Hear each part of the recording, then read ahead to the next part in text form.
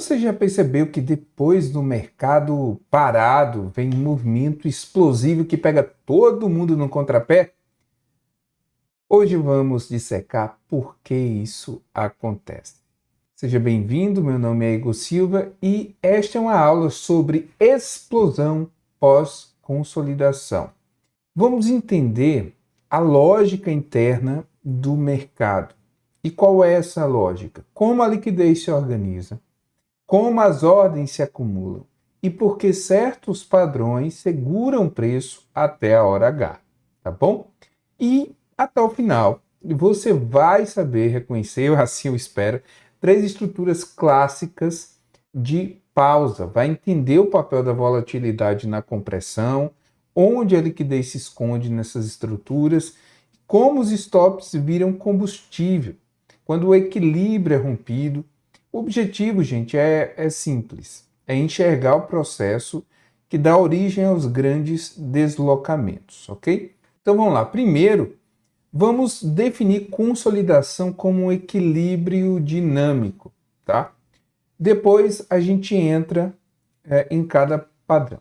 Vamos definir esses três tipos de estrutura mais comuns e clássicas, que são as cunhas, bandeiras e retângulos. Em cada um, a gente vai se conectar com a microestrutura. São ordens defendendo bordas, ordens rompendo defesas e o efeito cascata quando os stops disparam, ou seja, tanto limit como market são dinâmicas muito importantes para o entendimento e aplicação cirúrgica dessas estruturas, tá? Então, se você curte esse tipo de conteúdo, fica comigo até o final que certamente você vai compreender bastante coisa aqui. Quando o mercado está parado, de repente explode, essa mecânica se chama mecânica de liquidez. A gente observa depois de um longo range, nesse caso que o range seria o preço dentro dessas extremidades, dentro desse retângulo, dentro desse range de movimentação, né, o preço explode. E por quê? Porque a liquidez, mais compressão de volatilidade, mais stops, é igual a combustível. Então hoje a gente vai mapear essas estruturas dentro de uma visão que certamente você ainda não viu. Então, gente, vamos lá. O que é consolidação? Consolidação é quando o mercado encontra um preço justo temporário, a volatilidade ela contrai e o volume se redistribui. E as bordas dessa forma viram pontos de liquidez. E é aqui que bandeiras, cunhas e os retângulos, né, nascem, tá? Vamos a cada uma delas, do conceito, a psicologia e a microestrutura, tá? Quando a gente observa aqui, começando por um retângulo, o que nós observamos? Primeiro que estamos em uma tendência principal de baixa. Olha a pancada desse candle, né, pivotando, entrando numa tendência baixista, e aí ele consolida, ele lateraliza, ele fica dentro de um range. E aí onde se faz presente o retângulo. Poxa, eu sei que dentro da perspectiva da tendência, eu tenho uma probabilidade estatística maior dele continuar o movimento descendente. Por quê? Nós temos dois tipos de movimento, ou ele é agudo ou ele é lateral. Geralmente, quando você estuda Elliott, você sabe que tem a onda aí, a 1, geralmente é aguda, a 1, a 3, a 5, geralmente são agudas, e geralmente são laterais a onda 2 e a onda 4. Olha que interessante. Então, se a gente entende isso como a onda 1, a onda 2 acaba sendo lateral, e aí vem a onda 3, vamos entender assim. Ou também existe o A, B, C, se nesse caso, se a gente analisar o retrospecto, ver que é um ABC, que também é assim, é agudo, lateral, agudo. Então, o retângulo ele acaba comprimindo assim, e aí, em algum momento, ele explode a sua extremidade inferior e dá continuidade ao movimento de venda. Onde é que eu entro num tipo de cenário como esse? Existem duas formas principais, tá, de você entrar. Primeiro é no teste do rompimento. Ele rompe, ele faz um teste, confirma e vai. E a outra forma é através de um candle de força, tá? Só que os candles de força, como nesse caso aqui, ó, foi um candle de força que o volume ele não foi acompanhando. Então, um candle de força, tudo bem, o mercado seguiu esse curso, mas um candle de força para ter um maior nível de confiança, probabilidade estatística, é legal, é necessário que tenha também o volume acompanhando. Assim como o retângulo ele vai comprimir o volume, também é legal que o volume seja comprimido no retângulo ou em qualquer lateralidade, qualquer tipo de lateralidade, seja um retângulo, seja uma cunha, seja uma bandeira, qualquer tipo que haja uma compressão no volume. Mas voltando ao entendimento do que é a consolidação, né? A gente falou que consolidação é quando o mercado encontraria um preço de consenso temporário. De fato, é isso. Mas olha, a consolidação daqui, qual a diferença entre essas duas consolidações? É que uma foi de continuidade e a outra foi de reversão, inversão da polaridade, né?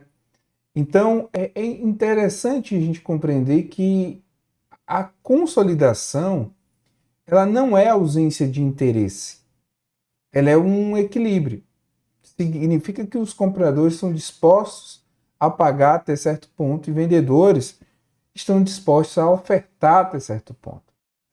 Então, nessa fase, a volatilidade ela contrai e o volume ele se redistribui, tá? As bordas mesmo desse equilíbrio, os limites superior e inferior, viram áreas de liquidez, tá bom? E aí, gente, quando a gente observa, vai imaginar isso dentro da mecânica do mercado, nós temos ordens passivas, que são as limites, esperando, e as ordens agressivas, que são as markets, que pagam spread. Onde há padrão técnico, como esse ou qualquer outro, há liquidez concentrada. Nas bordas, os players eles defendem com limites do lado de fora, né? Os stops se acumulam ali. Então, quando um lado cede, a agressão consome a liquidez e o preço acelera. A dinâmica é simples. Então, de certa forma, quando você olha assim um gráfico, você também está observando o resultado de toda essa dinâmica. No caso das bandeiras, né? Olha aqui que bela bandeira a gente tem aqui. Então, a bandeira seria o quê? Uma pausa inclinada após impulso. A bandeira ela é uma pausa curta, inclinada, que surge depois de um movimento forte, que é o mastro. Olha a pancada aqui, tá? O que acontece, né, na anatomia disso? A contração da volatilidade. Então você tem o mastro aqui, ó, que é a pancada, né, que é o deslocamento rápido, com volatilidade, volumes elevados. Olha o tamanho do volume aqui, ó, tá vendo? Então você tem que o volume é uma pancada com volume elevado e você tem o canal sendo curto, como esse, contra a direção do mastro, e aí há essa contração dentro da pausa, né? Então o range ele diminui, o volume ele seca, ele vai reduzindo o volume, e o mercado ele funciona melhor, esse tipo de contexto funciona melhor inseridas em geralmente em uma tendência já bem, né, caracterizada em time frames maiores. Mas é facilmente observável esse tipo de estrutura, né? E aí, gente, vamos entender o seguinte. Depois do mastro, esse cara aqui, depois do mastro, os primeiros comprados, eles realizam lucro. Essa turma aqui, esse cara aqui foi aqui e realizou lucro. Ok? Enquanto os atrasados, eles vão entrando pelo FOMO. Então, o cara vai realizando lucro que entrou aqui e o atrasado vai tomando. Aí os players grandes rebalançam o inventário na pausa, ele vai reposicionar tudo, então eles posicionam os seus limites nas bordas desse mini canal e absorvem a agressão. E fora da estrutura, os stops eles ficam geralmente estacionados. Então, quando o preço ele escapa dessa pausa, a gente tem dois combustíveis. Primeiro é os stops sendo acionados e segundo são as ordens de rompimento sendo disparadas. Esse encadeamento cria essa sensação que você está vendo aqui de explosão. É um grande boom, né? Um grande kabum. Então, como funciona esse ritmo, tá? Dentro das bandeiras ou padrões de lateralidade, né? O ritmo, gente, ele é muito importante, porque as bandeiras, elas surgem como pausas rítmicas, tá? Impulso, pausa, impulso. Impulso, pausa, impulso. Então, se a pausa ela dura demais, tá? E a inclinação cresce, aí o padrão perde a continuação de continuação. E aí ele pode virar uma correção estrutural. Consegue entender? Então, tem um ponto assim, super importante que é comum as pessoas confundirem tipo uma bandeira muito lisa com canal e pendão ruidoso com triângulo assimétrico, triângulo simétrico maior. E o antídoto disso, gente, é posição da tendência, momento do ciclo e o comportamento da volatilidade. Então, se eu tenho essa característica, tá?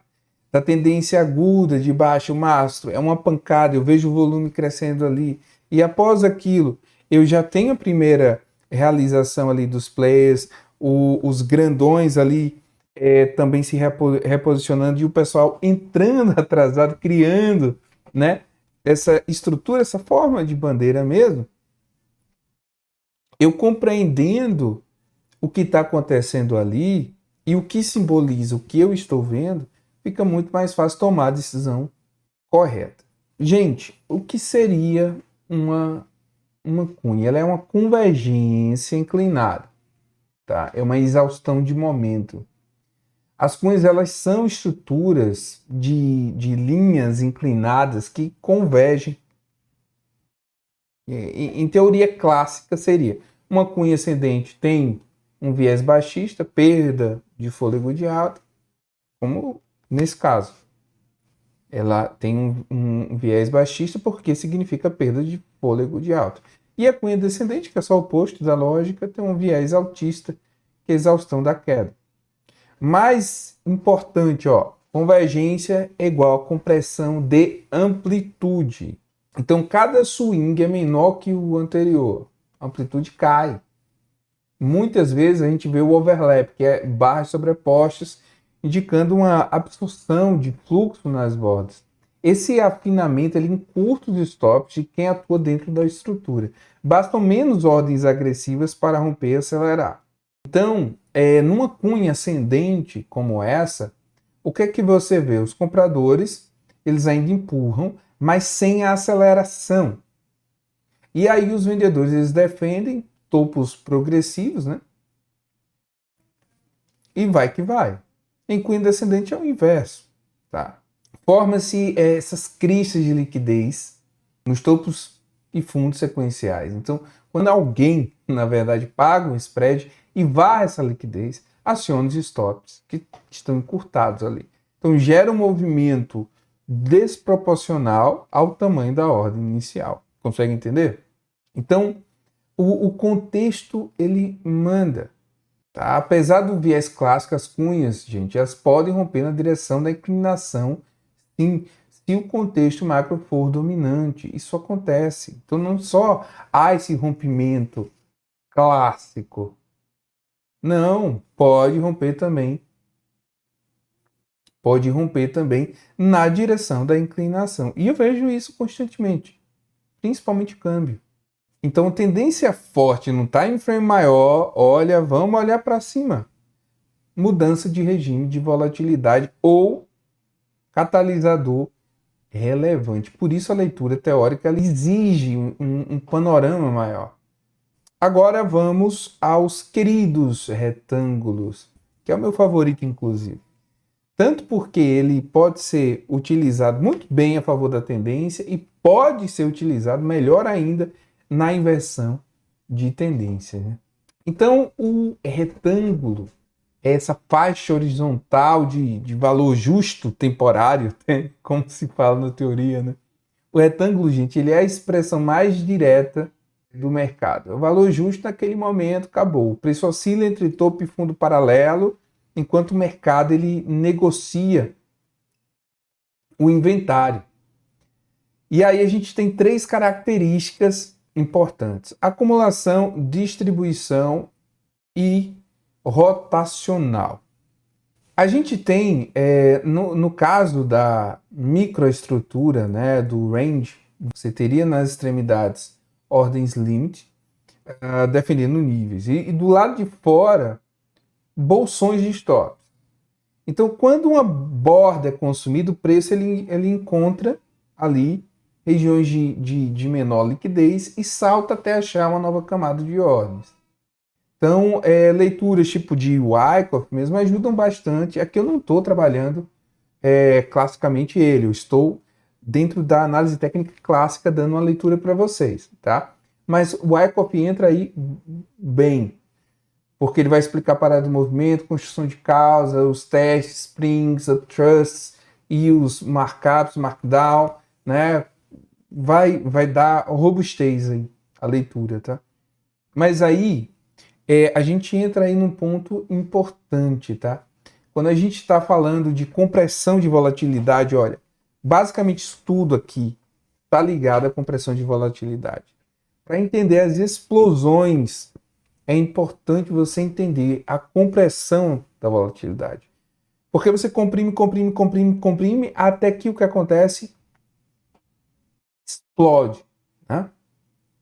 Então, quando a gente fala de bandeira, de cunha, de retângulo, tá? Quando a gente fala de qualquer uma dessas estruturas que comprime a volatilidade, a gente está dizendo que o mercado ele reduz a amplitude ali, multibarra. Então, isso é energia potencial. Menos deslocamento agora, mais probabilidade de deslocamento concentrada adiante, porque uma hora isso vai ter que vazar, essa energia vai ter que ir para algum lugar. Então, teoricamente, a compressão pode ser observada pelo ATR, se você usar. Bandas de Bollinger também, o ADX, tem várias formas de você observar isso. Então, gente, esses padrões eles organizam o risco dos participantes. Consegue entender? Quem compra a borda inferior, coloca stops do lado de fora. Quem vende a borda superior faz o inverso. Ponto. Então, o resultado é bandeiras, cunhas e retângulos eles marcam endereços de ordens passivas e stops. Então, você vai entender onde a liquidez ela espera. Então, enquanto o lado passivo ele consegue absorver, o preço ele fica contido. Quando a absorção falha, por exaustão de inventário ou evento, o lado agressivo ele empurra, consome as camadas de oferta e aciona os stops. É a virada de regime, né, de compressão para expansão. Interessante, né? E aí a gente entra num assunto super importante que são os buracos de liquidez. Tá? Nem toda curva de preço tem liquidez homogênea. Então existem sim buracos, áreas com poucas ordens. Então quando uma borda cede, o preço ele salta esses trechos até a próxima parede de ordem. É por isso que explosões parecem fáceis depois de longas compressões.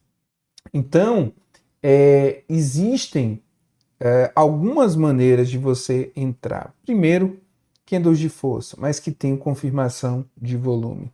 Se não tem confirmação de volume, ele pode até seguir naturalmente o seu movimento, mas significa a probabilidade disso acontecer, ela é menor, tá? Aqui mesmo eu peguei um exemplo exatamente que mostra o oposto para sim, existe. Então nenhuma regra ela é 100%, porque o mercado financeiro ele simplesmente não é exato, ele é probabilidade estatística. Então, lógico, a ideia dos setups e basear fundamentos da própria mecânica para tomada de decisão é lógica, faz sentido. Mas a gente tem que entender que são apenas probabilidades estatísticas. Então, nesse caso mesmo, a probabilidade maior por não ter volume nesse rompimento é que ele voltasse. Mas não, ele seguiu a dinâmica natural do movimento maior. A gente consegue compreender outro ponto importante e, ao meu ver, é o melhor para a entrada nesse tipo de padrão. Eu quero pegar o movimento da explosão. Então, para pegar o movimento da explosão, eu vou evitar o quê? Eu vou evitar candle de força. Eu vou evitar candle de força sem volume. Então, o volume aqui estava diminuindo. Então, mesmo que fosse na direção, eu vou evitar, porque reduz minha probabilidade. E eu vou abraçar os testes e as renovações de pivô. Dentro de uma linguagem mais clássica, seria isso. Então, eu vou pegar simplesmente o teste, vou esperar ele testar e vou colocar a minha máxima neste teste do retângulo que está invertendo a polaridade nesse camaradinho aqui. Então, eu simplesmente tenho um teste, a minha entrada posicionada, pendente, e aí, a partir do momento que ele pega a minha ordem, eu estou aqui na linha d'água da validade do padrão. Se ele perder aqui esse suporte, eu tenho interesse em continuar? Não, porque ele vai descaracterizar tudo. Ele não pode perder a linha superior, a borda superior que foi rompida e validada. Se ele voltar, eu não tenho interesse, eu quero outra posição, eu quero outra coisa. Eu não quero mais estar comprado. Então, é inteligente eu colocar esse stop na mínima do teste e na máxima da primeira, do primeiro rally, da primeira explosão ali do retângulo, eu vou posicionar minha entrada ali pendente, pendurar. Então, olha que interessante, há uma compressão de volume, explode, o volume vai subindo de novo. Aí eu posso tanto colocar ali 80% do tamanho do retângulo como alvo, ou posso posicionar em um topo importante anterior, ou posso fazer uma razão ali de 1 para 1, 2 para 1. Eu sempre oriento ali que busque fazer uma razão que seja positiva, nunca uma razão que seja negativa, né? O ideal é 2, 3 para 1, mas que seja positiva, pelo menos a sua razão. Então aí eu tenho a melhor entrada, que é o pivô de renovação. Nesse caso da Cunha, a mesma coisa. Rompeu, ele voltou, ele simplesmente confirmou ali no suporte horizontal e fez um pivô de renovação. Então, a partir do momento que ele rompe aqui a mínima, eu posso deixá-la pendurada, porque se ele perder essa máxima, que é da validação, eu não tenho interesse em continuar vendido. E você busca uma razão que seja positiva ali, uma mínima importante nesse caso, ou você busca uma razão, tá? Então, uma mínima eu posso posicionar aqui nessa mínima, eu vou estar ganhando 2 para 1, ou eu posso buscar essa mínima aqui, se eu achar plausível dentro de um cenário de uma análise mais ampla de posicionamento, ou então eu posso simplesmente fazer ali 1 para 1 e tudo certo. Agora, que sempre seja uma razão positiva. E aí, nós temos outro exemplo aqui, ó, clássico. Ele volta, ele testa novamente. Eu coloco aqui, nem que seja 1 para 1, deixo pendurado. Então, você evita o estresse de uma entrada a mercado ali, entendendo o contexto do que está acontecendo. Tudo certo. Daria até mais. Então, pivô de renovação é o melhor tipo. Você espera ele explodir e aí ele volta, ele testa, ele confirma a direção e aí é nesse momento que você quer estar no barco, não na hora da explosão. Você pode fazer isso, entrar na explosão? Pode, mas só entre na explosão se tiver volume. Candle de força sem pavio nenhum com volume. Coisa que aconteceu, candle de força forte, sem pavio nem nada, mas não tinha volume. Então, por isso que é melhor. E é uma entrada que evita também ansiedade, porque ela é uma entrada que você vai deixar lá posicionado. Então, gente, recapitulando aí, as bandeiras, né, são pausas inclinadas de continuação, tá? Então, as cunhas, nesse caso, elas comprimem a amplitude, sugerem exaustão. Os retângulos expressam valor justo temporário.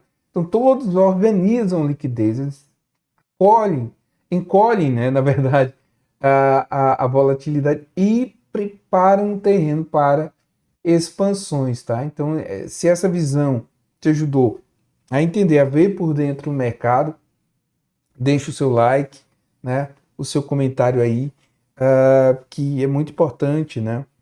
Você conseguir aprender conosco, é isso que nos realiza, né? Então, espero que você tenha aprendido, espero ter agregado de alguma maneira ao seu conhecimento. Continue conectado a todas as redes sociais da FP Markets para muito mais conteúdo, notícias, análises educacional. Beleza? E até a próxima.